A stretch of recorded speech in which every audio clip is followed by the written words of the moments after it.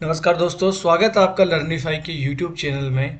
यह है अपनी आधुनिक भारतीय इतिहास की सीरीज, जिसमें आज हम देखने वाले हैं असहयोग आंदोलन के बाद में से लेकर सविनय अवज्ञा आंदोलन के शुरू होने तक का सफर, है ना। तो इसके हम दो पार्ट बनाएंगे। एक पार्ट में हम सविनय अवज्ञा आंदोलन शुरू होने के पहले का पार्ट देखेंगे। एक पार्ट में हम सविनय अवज्ञा आंदोलन शुरू हो जाने के बाद में क्या क्या घटनाएं होती है वो सब देखेंगे, है ना। तो इससे पिछले वाला जो अपना लेक्चर था उसमें हमने असहयोग आंदोलन के बारे में पूरी जानकारी हासिल कर ली थी, है ना, कि किस प्रकार से जलियांवाला बाग हत्याकांड होता है। जलियांवाला बाग हत्याकांड के बाद में हंटर कमेटी बनाई जाती है जो कि लिपापोती करती है। उस हंटर कमेटी में 3 भारतीय सदस्य भी होते हैं। नाम आपको याद रहे तो ठीक, नहीं तो नाम कोई नहीं पूछने वाला, पर इतना पूछा जा सकता है कि उसमें कोई भारतीय सदस्य था कि नहीं था, है ना। फिर वो लिपापोती करती है तो फिर मदन मोहन मालवीय की अध्यक्षता में, जिसके गांधी जी भी सदस्य होते हैं, एक अलग से कमेटी बनाई जाती है। और वो कमेटी फिर उसके बहुत भर्त्सना करती है कि भाई ये गलत हुआ है। उसके बाद में वहीं पर जो है चल रहा होता है खिलाफत आंदोलन, है ना। तुर्की के खलीफा के लिए जो आंदोलन चल रहा होता है उसका साथ दे देते हैं गांधी जी, और फिर असहयोग आंदोलन भी शुरू कर दिया जाता है वहीं 1920 के नागपुर अधिवेशन में। फिर उसको पारित भी कर दिया जाता है कि हाँ भाई असहयोग आंदोलन चलाया जाना चाहिए। असहयोग आंदोलन चलता भी है। असहयोग आंदोलन के दौरान बहुत सारी गतिविधियाँ होती है, उपाधियाँ लौटाई जाती है, और इस्तीफा दे दिया जाता है नौकरियों से, सरकारी नौकरियों से वकालत छोड़ देते हैं। बहुत सारे सरकारी जो विद्यापीठ है उनकी स्थापना होती है। बहुत सारे जगह पर देखिए वन कानून वगैरह भी तोड़े जाते हैं अलग अलग जगह पर, ठीक है। इस प्रकार से, और स्वदेशी वाला आंदोलन भी उसी में चलता है। बहिष्कार का आंदोलन भी उसमें चलता है। विदेशी वस्तुओं की होली जलाई जाती है। उसके बाद में चौरी चौरा में जो है एक घटना हो जाती है, और चौरी चौरा कांड जो है 4 फरवरी 1922 को वो घटना होने के बाद में गांधी जी आंदोलन को वापस ले लेते हैं। इतनी घटना हम देख चुके हैं। हाँ, तो आज के लेक्चर में हम देखेंगे कि वो घटना हो गई कि भाई चौरा चौरी कांड के बाद आंदोलन को वापस ले लिया, उसके बाद में क्या होता है, तो वही जानेंगे आज के लेक्चर में। ऐसा आंदोलन वापस ले लिया जाता है, ठीक है। उसके बाद अब कांग्रेस के पास कोई भी राजनीतिक कार्यक्रम नहीं रह गया था क्योंकि गांधी जी क्या कहते हैं कि नहीं भाई, अब तक तुम लोग जो है मैच्योर नहीं हो। मैंने गलती करी कि आप लोगों के हाथ में मैंने आंदोलन दे दिया। अब ये मेरे से गलती हुई है, क्योंकि मैंने बोला था कि अहिंसात्मक ढंग से हमें आंदोलन करना, आपने हिंसात्मक रूप से कर लिया। अब जो है हम रचनात्मक कार्य करेंगे। क्या करेंगे? रचनात्मक कार्य करेंगे, जिनमें छुआछूत विरोधी कार्यक्रम करेंगे, सूत काटेंगे, है ना, घर घर गांव गांव जाकर जागरूकता पैदा करेंगे। ये सारे कार्यक्रम उसमें हम करने वाले हैं, ऐसा गांधी जी कह देते हैं। तो राजनीतिक कार्यक्रम अब कोई भी नहीं रह गया था। जो सी राजगोपालाचारी होते हैं और साथ ही साथ डॉक्टर राजेंद्र प्रसाद होते हैं, इस प्रकार के जो कुछ नेता होते हैं वो चरखे पर हाथ से कताई करना, हरिजनोद्धार करना, मध्य त्याग को लोकप्रिय बनाना, इस प्रकार के रचनात्मक कार्यक्रमों में लग जाते हैं। लेकिन दो व्यक्ति होते हैं, एक मोतीलाल नेहरू और एक होते हैं सी आर दास, चित्तरंजन दास। मोतीलाल नेहरू कौन है? जवाहरलाल नेहरू के पिताजी। ये दोनों व्यक्ति जो है, इनके दिमाग में रहता है कि नहीं यार, सिर्फ रचनात्मक कार्यों से कुछ नहीं होने वाला है, कुछ ना कुछ पॉलिटिकल कार्य भी जारी रहना चाहिए। तो उस टाइम पे देखिए 1919 का जो भारत परिषद अधिनियम आता है, या भारत शासन अधिनियम जिसे कहते हैं, वो अधिनियम आया होता है। उस अधिनियम के अकॉर्डिंग 1923 में चुनाव होने वाले होते हैं, है ना। इन अधिनियमों के बारे में हम जानेंगे आगे आने वाले लेक्चर्स में। सारे अधिनियमों को एक साथ ही मैं आपको पढ़ा दूंगा। अभी जितना हमारे यहाँ काम में आ रहा है ना, उतना आप समझते जाइए।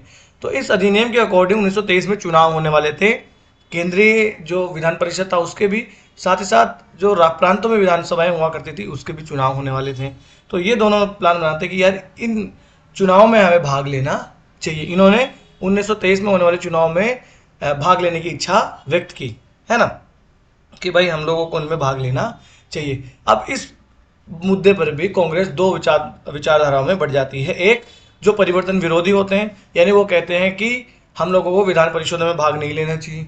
और एक जो परिवर्तन समर्थक होते हैं, जो कहते हैं कि भाई हमें चुनाव जो होने हैं उनमें भाग लेना चाहिए। तो यहाँ पर अब आप देखना कि भारतीय जो भी अपने नेता होते हैं स्वतंत्रता संग्राम के, उनके लोकतांत्रिक, कितने लोकतांत्रिक हुआ करते थे वो आप देखना, है ना। यानी एक ही घर में भाई भाई, पिता पुत्र अलग अलग विचार रख रहे हैं। यही देखिए कितनी खूबसूरती है। यह आदमी वही कर सकता जो तार्किक हो, विवेकशील हो और लोकतांत्रिक सोच रखता हो, है ना। अब यहाँ पर समझना, परिवर्तन समर्थक जो नेता थे उनमें कौन हुआ करते थे भाई? परिवर्तन समर्थक मतलब चुनाव लड़ना चाहिए, उनमें सी आर दास, विट्ठल भाई पटेल, कौन? ये सरदार वल्लभ भाई पटेल के बड़े भाई, मोतीलाल नेहरू, जवाहरलाल नेहरू के पिताजी। इस प्रकार के जो नेता थे वो चाहते थे कि भाई हम चुनाव में भाग लेंगे। साथ ही साथ राजेंद्र प्रसाद, वल्लभ भाई पटेल, देखिए विट्ठल भाई पटेल के भाई, और राजगोपालाचारी, ये चाहते थे कि भाई हम लोग चुनाव में भाग नहीं लेंगे, हम सिर्फ और सिर्फ रचनात्मक कार्यक्रम करेंगे। अब देखिए, बड़े भाई कह रहे हैं कि भाई हम चुनाव में भाग लेंगे, छोटे भाई कह रहे हैं कि नहीं हम चुनाव में भाग नहीं लेंगे। आज ऐसा हो तो घर टूट जाए, समझ रहे हो? उस टाइम पे देखिए भाई, आप लोकतांत्रिक सोच रखते हैं तभी आप अपना काम कीजिए, हम अपना काम करेंगे, है ना? पूरा विरोध में। अब आगे जाके देखना, अभी तो जवाहरलाल नेहरू अपने पिताजी के विरोध में भी हो जाएंगे आगे, मैं बताऊंगा आपको। ये है लोकतांत्रिक सोच, है ना? आज तो दोस्तों में दो अलग अलग पार्टियों को समर्थन देते हुए उसमें झगड़ा हो जाता है, मनमुटाव हो जाता है ना? तो सीआर दास जो थे, सीआर दास जो है उन्होंने गया अधिवेशन की अध्यक्षता की, और इस गया अधिवेशन में उन्होंने प्रस्ताव रख दिया कि काउंसिल में प्रवेश का प्रस्ताव उन्होंने रख दिया, परंतु उनका प्रस्ताव जो है वो खारिज हो जाता है। 890 बनाम 1740 के मतों से खारिज कर दिया जाता है ना?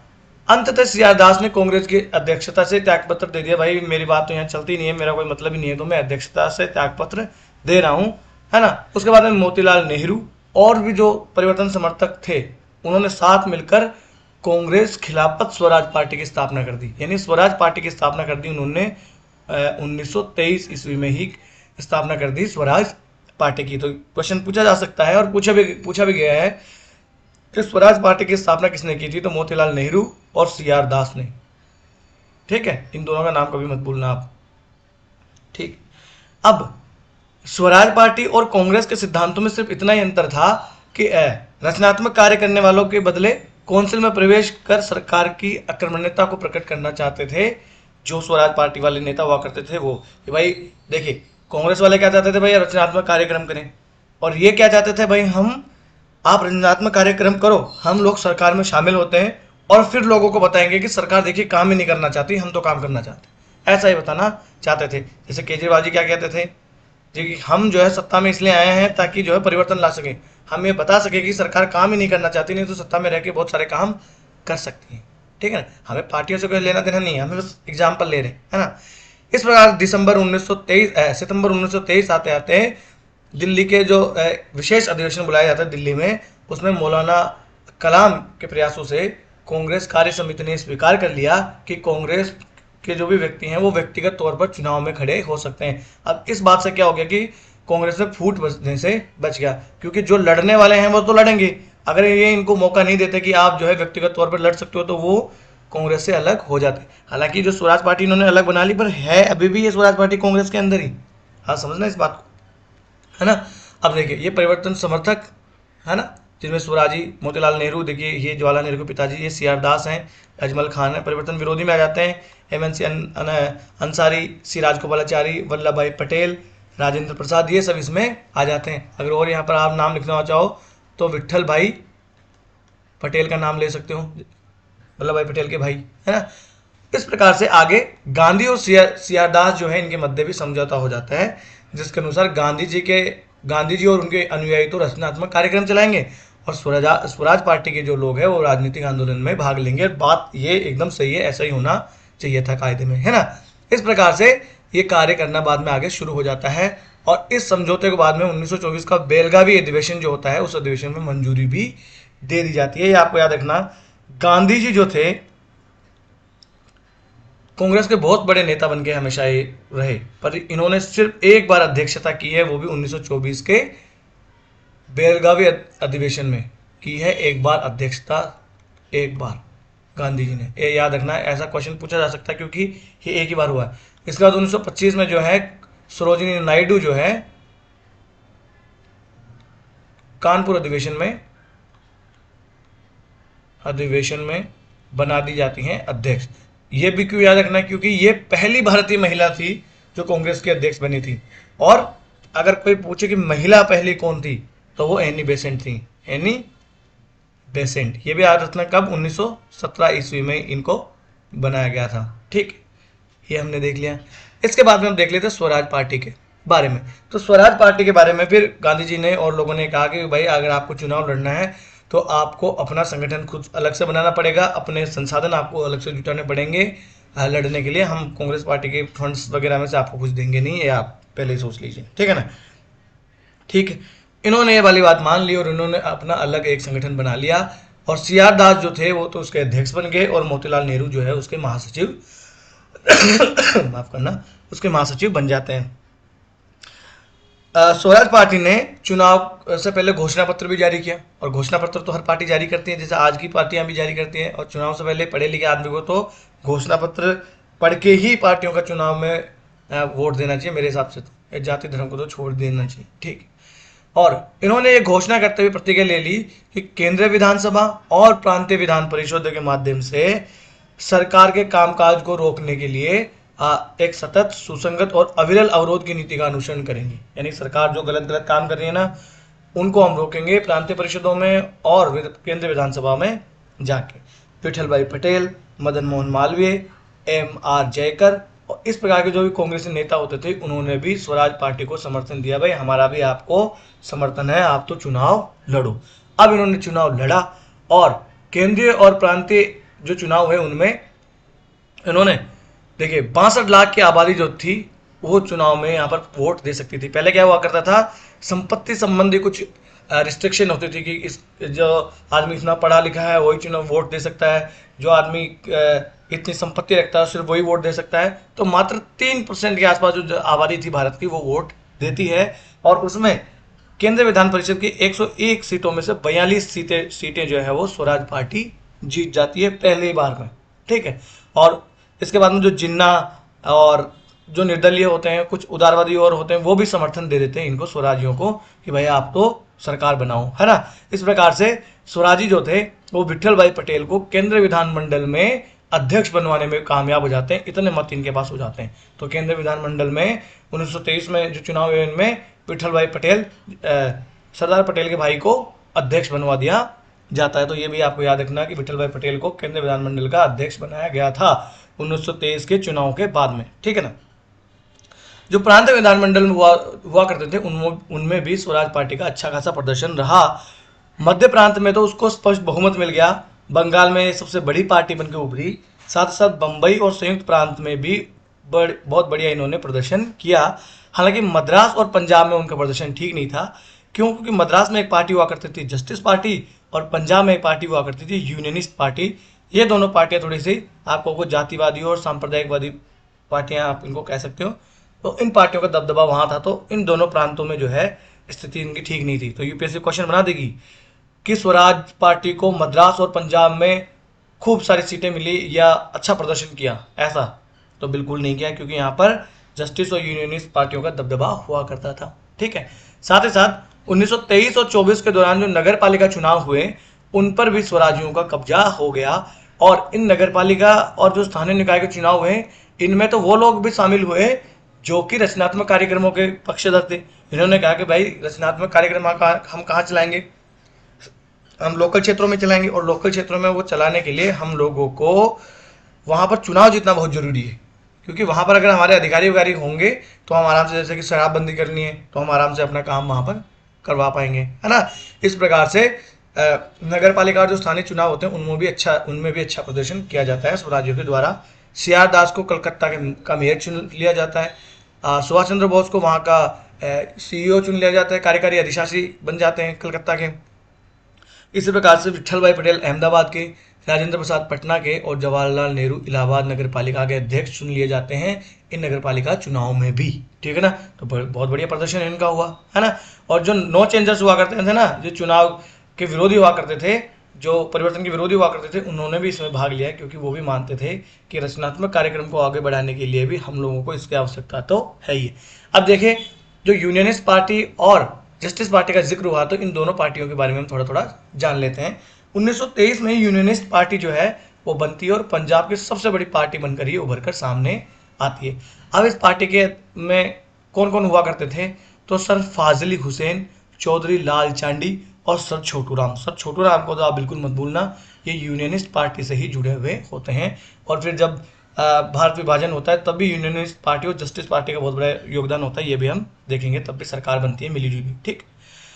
और इसके उद्देश्य में केवल पंजाब प्रांत में जमींदार अभिजात वर्ग जो है उनकी हितों की रक्षा करना था। तो यूपीएससी शायद एनडीए वगैरह में ऐसा क्वेश्चन बन गया था, मैं देख रहा था एनडीए में, एनडीए सीडीएस में ऐसा क्वेश्चन बन गया था कि यूनियनिस्ट पार्टी के बारे में बताइए, निम्न कथनों पर विचार कीजिए। और उनमें उन्होंने दे दिया था कि पंजाब प्रांत में जमींदार और अभिजात वर्गों के हितों की रक्षा करना इसका उद्देश्य हुआ करता था। और दूसरा सेंटेंस इनके सदस्य पे हुआ करता था कि सर छोटू राम जो है वो इसके अध्यक्ष या सदस्य कुछ ऐसा हुआ करते थे। इस प्रकार से सेंटेंस बन गया था।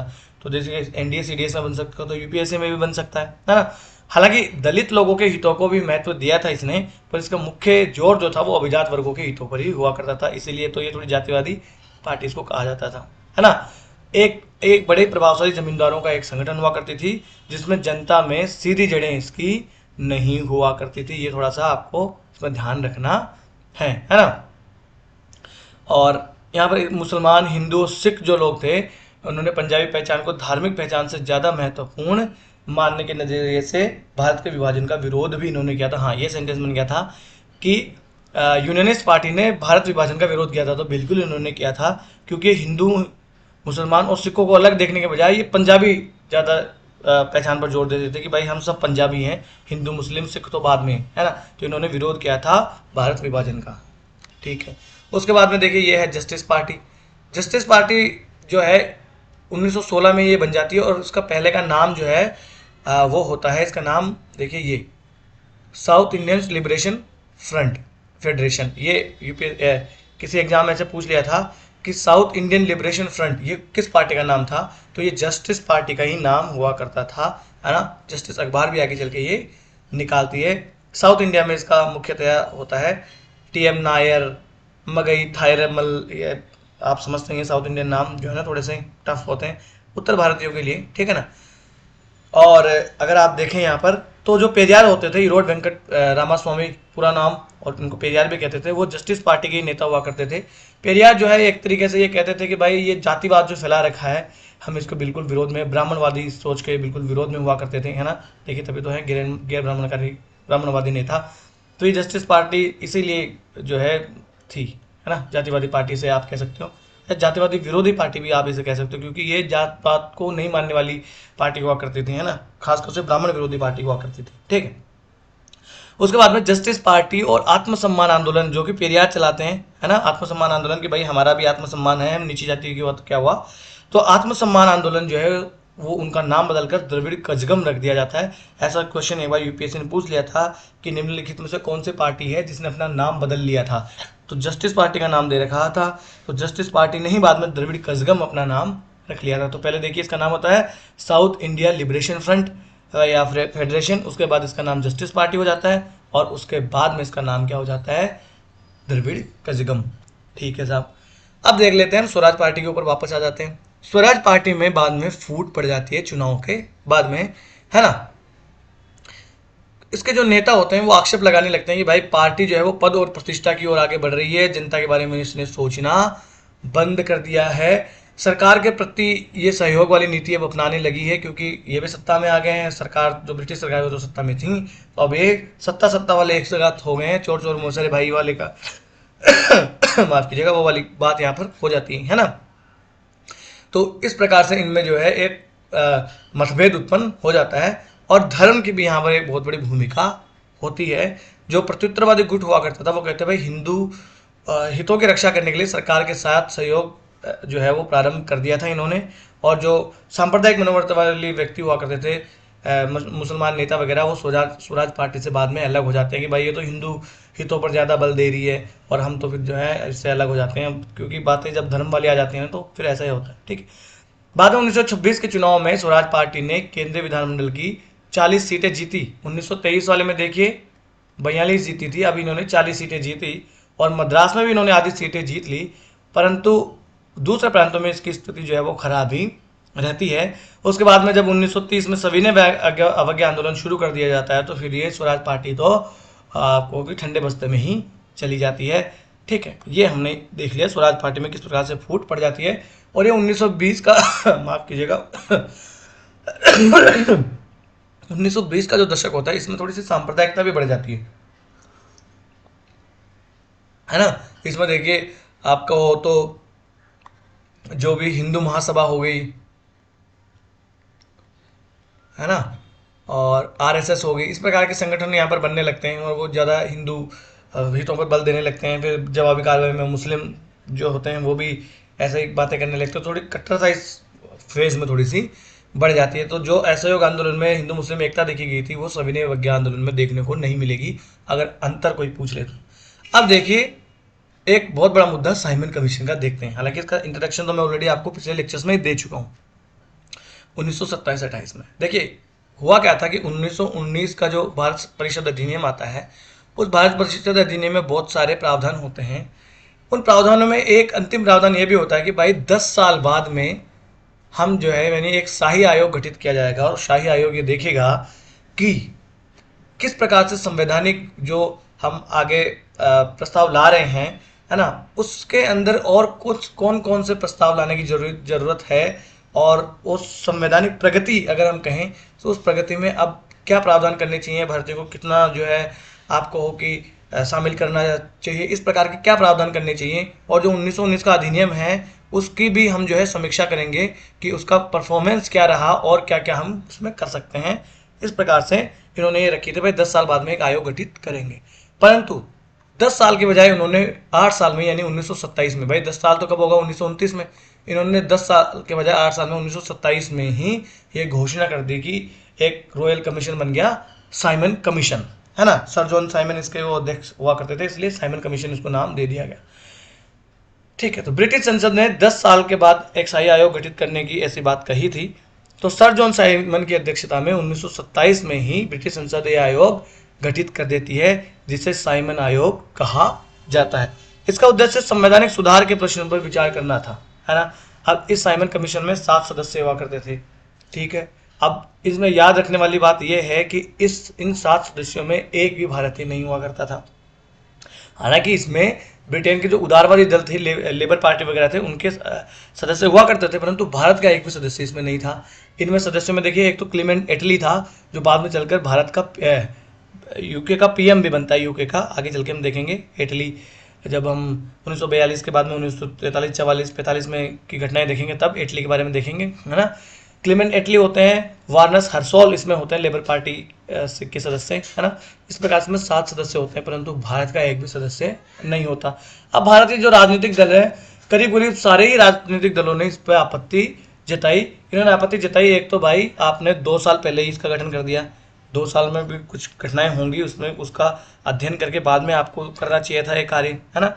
एक तो आपने 10 साल के बजाय 8 में ही कर दिया। दूसरी बात, आपने भाई भारत से संबंधित कोई आपको बातों पर विचार करना है, मुद्दों पर विचार करना है, भारत के संविधान से संबंधित सुधार के बातों पर विचार करना है, और भारत का एक भी सदस्य नहीं है।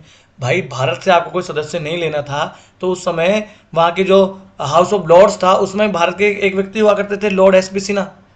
लॉर्ड एस बी सिन्हा जो है वहाँ हुआ करते थे, तो भाई इन्हीं को ले लेते, आपके वहीं लॉर्ड हाउस ऑफ लॉर्ड्स में ही बैठे थे ये, परंतु इन्होंने किसी को नहीं लिया। तो इन्होंने बहुत सारे लोगों ने, मतलब ऑलमोस्ट जो राजनीतिक संगठन थे, उन्होंने विरोध किया कि भाई हम तो इसको नहीं मानते और हम तो इसका विरोध करेंगे, है ना। भारतीय नेताओं ने का ये मानना था कि कोई भारतीय संस्था ही हो सकती है जो भारतीय संविधान का निर्माण कर सकती है, विदेशी संस्था भारत के संविधान का निर्माण कैसे कर सकती है। इसलिए कांग्रेस ने दिसंबर 1927 में मद्रास अधिवेशन में कह दिया कि भाई हम तो साइमन कमीशन का बहिष्कार करेंगे, और ऐसा संकल्प पारित भी वो कर देते हैं। उसके बाद में इसी अधिवेशन में जवाहरलाल नेहरू ने पहली बार गांधी जी की अनुपस्थिति में पूर्ण स्वराज का प्रस्ताव रख दिया कि भाई पूर्ण स्वराज जो है वो हमारा उद्देश्य अब है ना। उसके बाद साइमन कमीशन 3 फरवरी 1928 ईस्वी को बंबई तट पर उतरता है, जिसका स्वागत किया जाता है काले झंडे दिखाकर।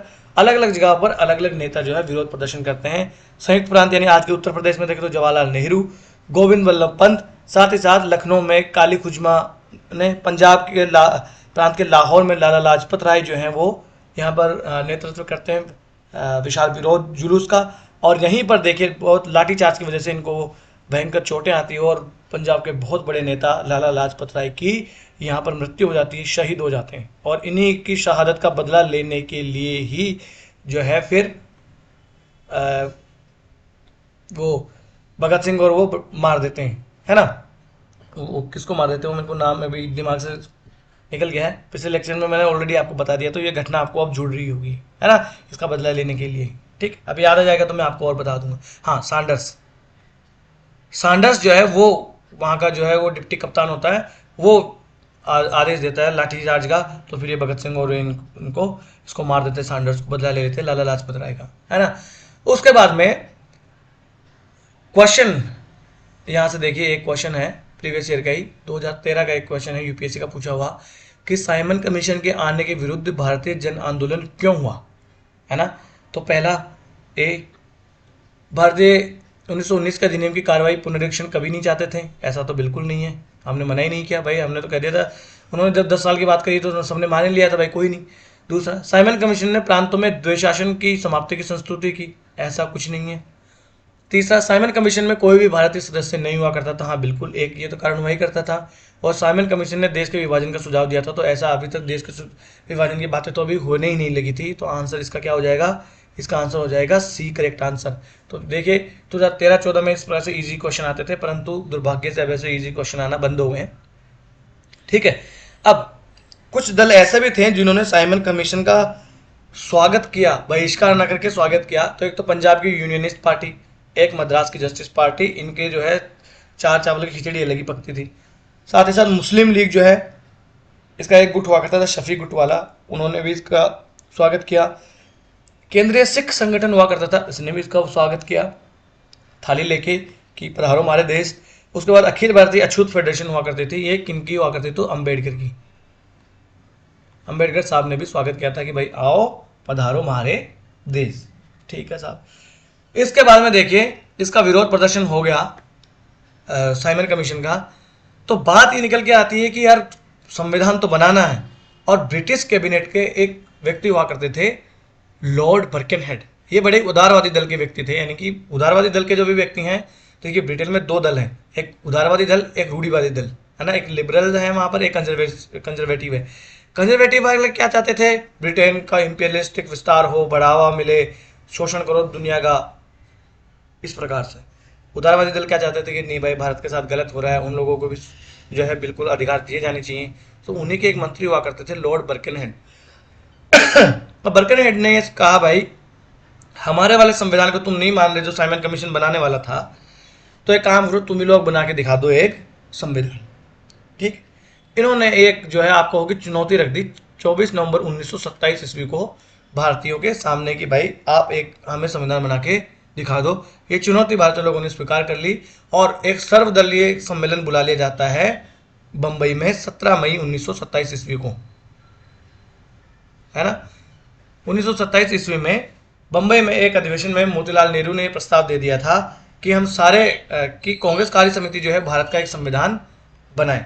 अच्छा, सर्वदल सम्मेलन जो सर्वदल सम्मेलन जो है वो 1927 में नहीं बुलाया जाता, वो 28 में बुलाया जाता है, माफ कीजिएगा, मई 1928 में, मई थी, दोनों कंफ्यूज हो गए, है ना। 1927 में तो क्या होता है कि मोतीलाल नेहरू ये प्रस्ताव देते हैं कि भाई कांग्रेस को जो कार्य समिति है उसको एक संविधान तैयार करना चाहिए। उसके बाद में लॉर्ड बर्कनहेड भी कह देते हैं कि आप बना के दिखा दो। तो फिर जो है सर्वदलीय सम्मेलन बुला लिया जाता है 1928 में। जैसे आज भी कोई महत्वपूर्ण कार्य करना होता है ना संसद में, तो जो है सरकार सर्वदलीय सम्मेलन बुलाती है कि भाई ये मामला है, इसको फालतू का विरोध प्रदर्शन आप मत करना। ठीक है साहब। ड्राफ्ट बनाने के लिए पंडित मोतीलाल नेहरू, जवाहरलाल नेहरू के पिताजी की अध्यक्षता में एक समिति बना दी जाती है। इस समिति के और भी सदस्य थे, जैसे अली इमाम, शुएब कुरैशी और M.R. जयकर जो कि हिंदू महासभा के हुआ करते थे। शुएब कुरैशी ये मुस्लिम हुआ करते थे। जीपी प्रधान ये गैर ब्राह्मण हुआ करते थे। NM जोशी लेबर जो हुआ करते थे, मजदूरों के नेता। पंडित जवाहरलाल नेहरू जो कि अखिल भारतीय कांग्रेस कमेटी के महासचिव उस काल में हुआ करते थे, उन्होंने भी इसमें भाग लिया। ठीक है। नेहरू समिति ने अगस्त 1928 आते आते, यानी कि मई से लेकर 28 में ही अपना जो है खाका पेश कर दिया, रिपोर्ट पेश कर दी, जिसे ही नेहरू रिपोर्ट कहा जाता है। तो नेहरू रिपोर्ट जो है वो जवाहरलाल नेहरू उसके अध्यक्ष नहीं थे, मोतीलाल नेहरू, जवाहरलाल नेहरू के पिताजी। अभी तक जवाहरलाल नेहरू को मेन पॉलिटिक्स में आना अभी बाकी है। 1929 के लाहौर अधिवेशन से मेन पॉलिटिक्स में आते हैं। अब नेहरू रिपोर्ट ने क्या क्या सिफारिशें करी, तो ये आपको याद रखनी है, ठीक है ना। कोई ऐसी चीज जो आपको अटपटी लगे वो तो बिल्कुल याद रख लेंगे, जैसे उत्तरदायी सरकार की स्थापना हो, भारत के लिए एक डोमिनेंट स्टेटस का प्रावधान हो, ये इसकी सिफारिशें हुआ करती थी। संयुक्त निर्वाचक मंडल ही रखा जाए, द्विसदनात्मक विधायिका होनी चाहिए क्योंकि 1919 के अधिनियम से द्विसदनात्मक विधायिका बनाई दी गई थी, है ना। वयस्क मताधिकार हो और महिलाओं के लिए समान अधिकार हो। देखिए यूपीएससी अगर पूछेगी तो ये आपको अटपटा लगेगा कि वयस्क मताधिकार और महिलाओं के लिए समान अधिकार ये 1928 की बात हो रही है, तो यार ये तो मुझे तो लग रहा है नहीं होना चाहिए, पर बिल्कुल, है ना।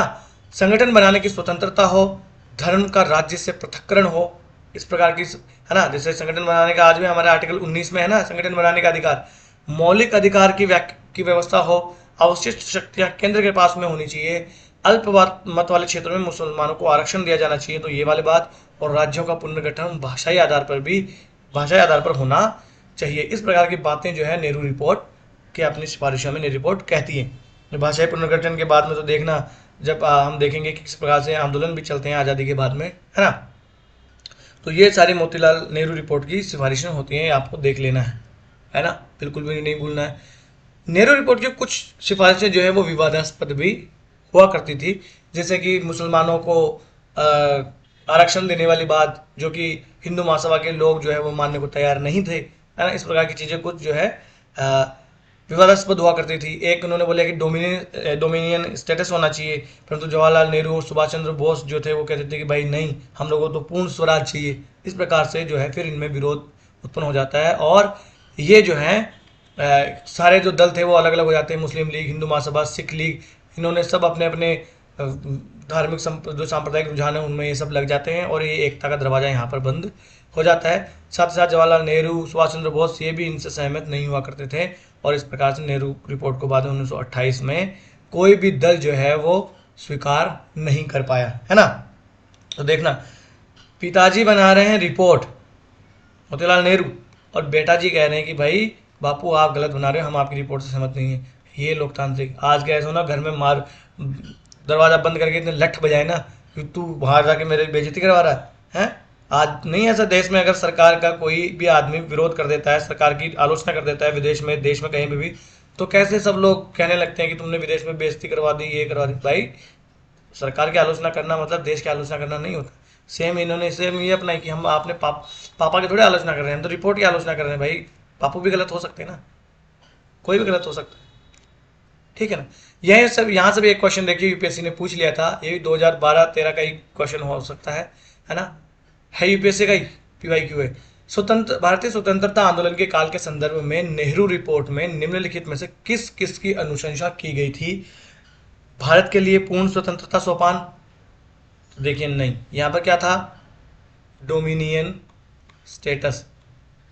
पूर्ण स्वतंत्रता की बात तो जवाहरलाल नेहरू और प्लस नेताजी सुभाष चंद्र बोस करते हैं विरोध में, है तो डोमिनियन स्टेटस की बात थी। दूसरा, अल्पसंख्यकों हेतु आरक्षित स्थानों के लिए संयुक्त निर्वाचक क्षेत्र, तो बिल्कुल संयुक्त निर्वाचक क्षेत्र भी था, और अल्पसंख्यकों के लिए आरक्षण भी रखा गया था, तो ये सही बात है। संविधान में भारतीयों के लिए मौलिक अधिकार का प्रावधान, तो बिल्कुल हाँ, मौलिक अधिकार का प्रावधान भी किया गया था। इस प्रकार से इसका आंसर हो जाएगा बी। इस प्रकार से यूपीएससी क्वेश्चन पूछती है। अब जब इन्होंने ये रख दी बात, नेहरू रिपोर्ट की बात रख दी, तो जिन्ना ने कहा भाई मुझे तो नेहरू रिपोर्ट बिल्कुल पसंद नहीं आई, तो लोगों ने कहा कि आप बता दो। तो जिन्ना ने कहा कि नेहरू क्या पता इन लोगों को कहाँ से रख देंगे, मैं बनाता हूँ देखो रिपोर्ट, तो ये वाली रिपोर्ट तुम लागू करो, कसम से मजा आ जाएगा। तो नेहरू रिपोर्ट को अस्वीकार करके जिन्ना ने 14 सूत्री एक रिपोर्ट इन्होंने रख दी, है ना, ठीक है। तो मुस्लिम लीग ने नेहरू रिपोर्ट के विकल्प के तौर पर मार्च 1929 में, है ना, तो ये घटनाएं याद रखना कि नेहरू रिपोर्ट के बाद में जो है जिन्ना के 14 सूत्री कार्यक्रम आता है, इससे पहले नहीं था। तो ये क्रोनोलॉजी में लगाने के लिए पूछ सकते हैं ना, उसके रिएक्शन में ये वाली बात थी। 14 मांगों में क्या हुआ करता था, एक तो था भारतीय संविधान जो है वो संघात्मक होना चाहिए, और अवशिष्ट शक्तियां प्रांतों को दी जानी चाहिए, केंद्र को नहीं। नेहरू रिपोर्ट क्या कहती थी, भाई अवशिष्ट शक्तियां केंद्र को दी जानी चाहिए, जैसे आज भारत में है। परंतु ये क्या कहता था, जिन्ना कह रहा था कि भाई नहीं, संघात्मक शक्तियां मिलनी चाहिए प्रांतों को। जिन्ना क्या चाहते थे, जिन्ना जो है वो केंद्र को ढीला ढाला केंद्र चाहते थे, और ज़्यादातर शक्तियां जो है वो प्रांतों को देना चाहते थे। इस आधार पर जो है, मान लो सारा भी आप याद नहीं कर पाओ, तो आपको एक इंटेलिजेंट गैस मारने में आपको हेल्प होगी, है ना। सभी प्रांतों में स्वराज एक ही तरह का होना चाहिए। तीसरा, समस्त प्रांतों में विधानमंडलों में अल्पसंख्यकों को पर्याप्त प्रतिनिधित्व दिया जाना चाहिए, है ना। ये हर चीज़ में अल्पसंख्यकों को अधिकार का रोना रोएंगे, ये आपको याद रखना है। केंद्रीय विधानमंडलों में मुस्लिमों का प्रतिनिधित्व कम से कम एक तो होना ही चाहिए, है ना। अगला, सभी संप्रदायों को धार्मिक स्वतंत्रता मिलनी चाहिए। सिंध को बंबई से अलग कर दिया जाना चाहिए। सरकारी नौकरी में मुसलमानों को योग्यता अनुसार उचित प्रतिनिधित्व मिलना चाहिए। केंद्र विधानमंडल द्वारा संघीय संविधान में कोई भी संशोधन प्रांतों की सहमति से ही किया जाना चाहिए। देखिए, फिर प्रांतों को सबसे ज़्यादा ये अधिकार देने के समर्थक हुआ करते थे। फिर केंद्रीय या प्रांतीय विधानमंडलों में कम से कम 1/3 मंत्री तो मुस्लिम होने चाहिए, है ना। संविधान के अंतर्गत अल्पसंख्यकों को शिक्षा, संस्कृति और भाषा की रक्षा का अधिकार दिया जाना चाहिए, जो कि आर्टिकल 29 और 30 में दे दिया गया है बाद में, है ना। प्रांतों की सीमा परिवर्तन में मुस्लिम बहुल प्रांतों में उनका बहुमत समाप्त नहीं किया जाना चाहिए, है ना। कि बात उस वक्त ऐसा हो रही थी ना कि जो है हिंदू प्रांत अलग हो जाए, मुस्लिम प्रांत ऐसा अलग हो जाए, तो भाई ऐसा प्रांत तो भी अगर तुम बनाओ भी उसकी, अगर आप सीमा परिवर्तन भी करो तो ऐसा नहीं कि मुस्लिम उसमें वो अल्पसंख्यक रह जाए, है ना। फिर किसी भी विधानसभा में ऐसा कोई भी प्रस्ताव नहीं पारित किया जाना चाहिए किसी भी संप्रदाय के विरुद्ध जिसमें 3/4 सदस्य उसका विरोध करें। तो देखिए, ये तो लखनऊ पैक्ट में भी बात ऐसे ही बात रखी गई थी, है ना। ठीक है साहब। अब आ जाता है कांग्रेस का लाहौर अधिवेशन, एक महत्वपूर्ण अधिवेशन, और इस अधिवेशन के अध्यक्ष होते हैं नौजवान जवाहरलाल नेहरू, है ना। और जब नया नया खून होता है तो क्रांति खून में होती ही है, इसलिए जो भी कभी भी आप देखना जवानी में हर आदमी जो है वो कम्युनिस्ट ही होता है, समाजवादी या साम्यवादी ही होता है, क्योंकि उसको चाहिए चेंज, है ना। जो चेंज चाहता है वही तो साम्यवादी, समाजवादी, कम्युनिस्ट होता है। चेंज चाहिए, सबको बराबरी का अधिकार चाहिए। आज आपके दिमाग में नहीं आता होगा महिलाओं को बिल्कुल बराबरी का अधिकार मिलना चाहिए, युवाओं को भी अधिकार मिलना चाहिए, युवा भी राजनीति में आने चाहिए, बाहर जाने का हमें अधिकार होना चाहिए, ये करने का अधिकार, वो करने का अधिकार होना चाहिए, हमारी मर्जी, लव मैरिज करने का अधिकार, वो करने का, फलाना ढिमका करने का अधिकार होना चाहिए। तो ये सब नई नई चीज़ें लाएंगे, ये ऐसे ही तो होते हैं कम्युनिस्ट। आप भी कम्युनिस्ट हैं, जवानी में सब कम्युनिस्ट होते हैं, है ना। तो ये देखिए, समाजवाद से प्रभावित होते ही हैं, है ना। और 1928 में कांग्रेस के कलकत्ता अधिवेशन में शामिल कर लिया गया था। गांधी जी जो है अब पुनः राजनीति में सक्रिय हो जाते हैं, है ना। अब तक रचनात्मक कार्यक्रम चला रहे थे, पर 1928 के कांग्रेस के कलकत्ता अधिवेशन में ही गांधी जी है फिर से सक्रिय राजनीति में आ जाते हैं। और अब गांधी जी चाहते हैं कि भाई कांग्रेस का जो है जो मेल मिलाप किया जाना चाहिए वामपंथ के साथ में, जो कम्युनिस्ट पार्टी उस काल में हुआ करती थी उनसे हमारा मेल मिलाप होना चाहिए, जो सोच के व्यक्ति हुआ करते थे उनसे, है ना। 1929 के ऐतिहासिक लाहौर अधिवेशन में जवाहरलाल नेहरू को, जो कि बड़े जवान उस काल में हुआ करते थे, तो नौजवान जवाहरलाल नेहरू को अध्यक्ष बना दिया जाता है।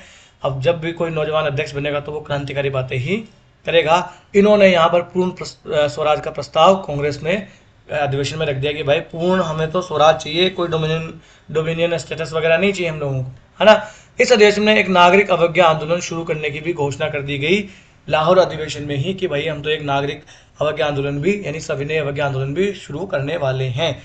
31 दिसंबर की मध्य रात को, है ना, 31 दिसंबर 1929 की मध्य रात को जवाहरलाल नेहरू ने जो है रावी नदी के तट पर नया नया जो स्वाधीनता का तिरंगा झंडा था, आज के झंडे जैसा नहीं था तब, पर जो तिरंगा झंडा हुआ करता था वो फहरा दिया था उन्होंने। कौन सी नदी के तट पर?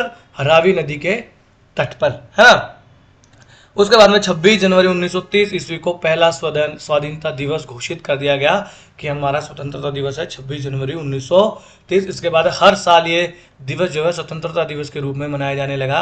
आपको याद होगा कि अपना संविधान कब लागू किया गया था, तो 26 जनवरी 1950 ईस्वी को। ऐसा क्यों? क्योंकि संविधान तो 26 नवंबर 1949 को ही बन के तैयार हो गया था, तो बाकी इतने दिन का वेट क्यों किया गया? ताकि ये जो डेट थी 26 जनवरी 1930 वाली, इसको यादगार रखा जाए, इसलिए 1950 में संविधान लागू किया जाता है ना।